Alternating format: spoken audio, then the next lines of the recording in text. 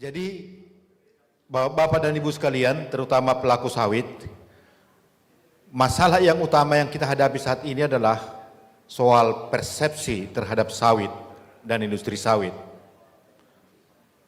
Persepsi terhadap industri sawit itu baik itu terjadi di masyarakat, mungkin juga di lembaga-lembaga institusi pemerintah, mungkin juga di pemerintah di negara importir, mungkin juga di masyarakat negara importir. Persepsi itu bisa positif, bisa negatif. Yang menjadi persoalan adalah kalau itu negatif. Nah, ini akan terwujud di dalam, ya, kalau dia di masyarakat itu adalah aspirasi tekanan publik, kemudian kalau itu di pemerintah itu adalah soal kebijakan dan peraturan daerah.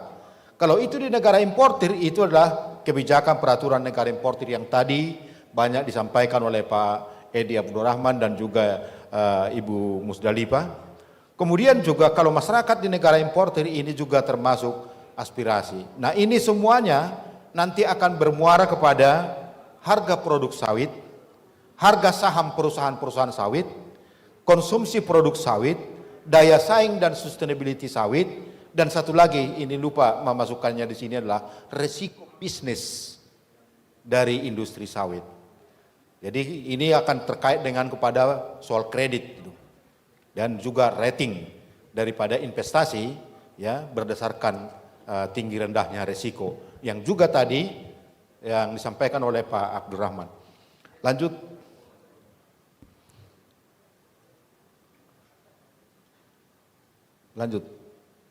Nah, ini contoh yang sudah kita menjadi korban, ya. Korban kampanye hitam itu, yang ini contohnya, minyak sawit menjadi mengandung kolesterol. Di sini ada Profesor Reni yang ahlinya dan juga para dokter, ya.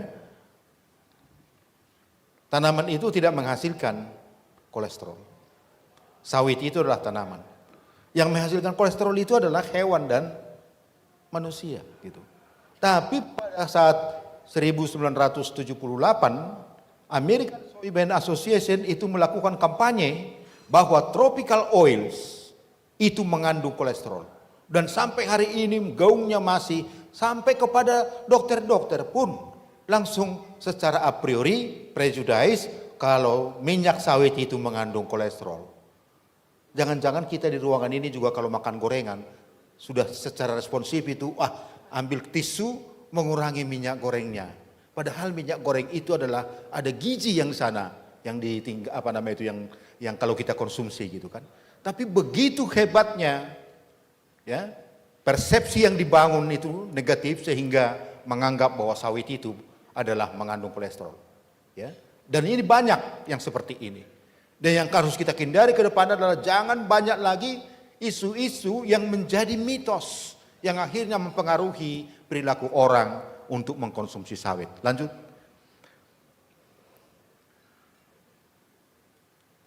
Nah, ini Pak Sahat, ini adalah pergerakan harga minyak nabati. Ini saya ada pertanyaan sebetulnya dari dulu sampai sekarang. Ini perkembangan harga di sini, kalau kita lihat di situ, warna hijau itu adalah sawit. Memang satu sisi kita katakan sawit lebih murah, lebih kompetitif dibandingkan dengan minyak nabati yang lain. Tapi bagi saya sebagai ekonom, itu menunjukkan justru lebih inferior. Kalau harga itu menjadi willingness to pay daripada konsumen, berarti sawit itu masih dihargai. Bahasanya Pak Sahat itu loyang Pak. Loyang. Masih dihargai sebagai loyang, belum gold gitu. Ini juga adalah jangan-jangan ini adalah korban daripada kampanye-kampanye negatif selama ini. Yang membuat sawit yang seharusnya dihargai lebih emas, tapi dihargai sebagai loyang gitu. Nanti Pak Sahat nanti akan membongkar itu habis gitu. Lanjut. Nah, apa yang kita pertaruhkan kalau kita tidak melakukan apa-apa? Kalau kita tidak melakukan advokasi.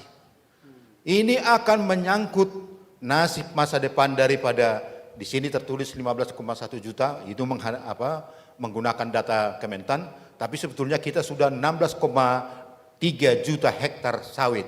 Saya hitung-hitung tadi malam, kalau 16,3 juta hektar sawit, itu nilai asetnya itu sekarang sekitar 1,6 1.600 triliun.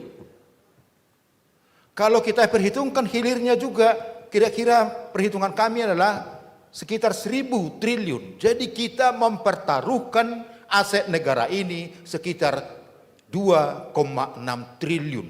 2,6, 2.600 triliun. Itu lebih besar dari APBN kita, Bu ya. Itu baru soal itu. Belum lagi soal nasib dari 2,6 juta petani sawit. Belum lagi ada tenaga kerja 16,5 juta orang. Kalau itu dikali 4, hampir 70 juta orang yang terkait dengan ekonominya, terkait dengan sawit.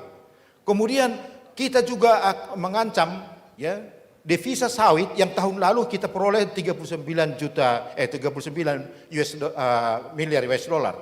Kemudian juga kita akan mempertaruhkan industri-industri hilir kita, termasuk industri minyak goreng, industri biodiesel, dan juga industri-industri turunan lain. Itu adalah nilai yang kita pertaruhkan jika kita masih menganggap bahwa tudingan kampanye negatif itu adalah hal-hal normal saja. Tadi saya sudah tunjukkan bahannya soal sekali aja American Soybean mengatakan bahwa ini adalah mengandung kolesterol, sampai sekarang konsumen di Indonesia menganggap itu sebagai kebenaran gitu. Karena apa? Ini adalah propaganda Nazi Jerman. Kebohongan yang diulang-ulang dan diberitakan secara meluas, suatu saat kebohongan itu akan diterima masyarakat sebagai kebenaran.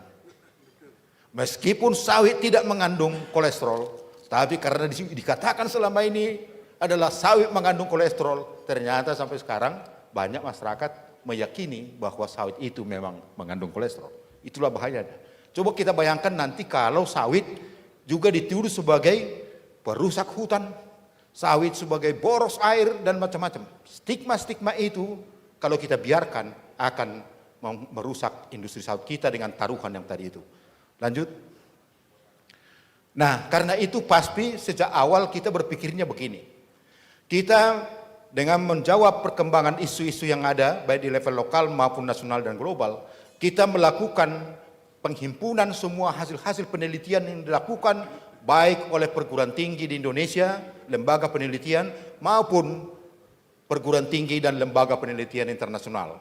Kemudian itu ya termasuk juga hasil penelitian PASPI. Kemudian itu kita sintesis ya atau olah dan menghasilkan ini buku-buku fakta dan mitos. Itu metodologi kita. Jadi kita bukan mengarang-arang, ya, kita menghimpun hasil-hasil penelitian. Tidak harus PASPI yang melakukan penelitian itu. Bahkan kita memperoleh hasil-hasil penelitian yang luar biasa di luar daripada Indonesia gitu. Lanjut. Nah, itulah yang kita lakukan, cara kita mulai daripada mitos fakta yang pertama, kedua dan ketiga, dan hari ini yang kita lihat yang keempat. Semuanya adalah metodologinya seperti itu. Lanjut. Nah, dalam buku edisi keempat ini kita akan sampaikan ya mitos, opini, isu yang terkait dengan industri sawit, baik secara ekonomi, sosial, kesehatan dan gizi dan juga lingkungan, baik di level lokal, level nasional dan level global. Semua kita sudah dapat hasil-hasil riset yang menunjukkan bagaimana peranan sawit, bagaimana bisa kontribusi sawit.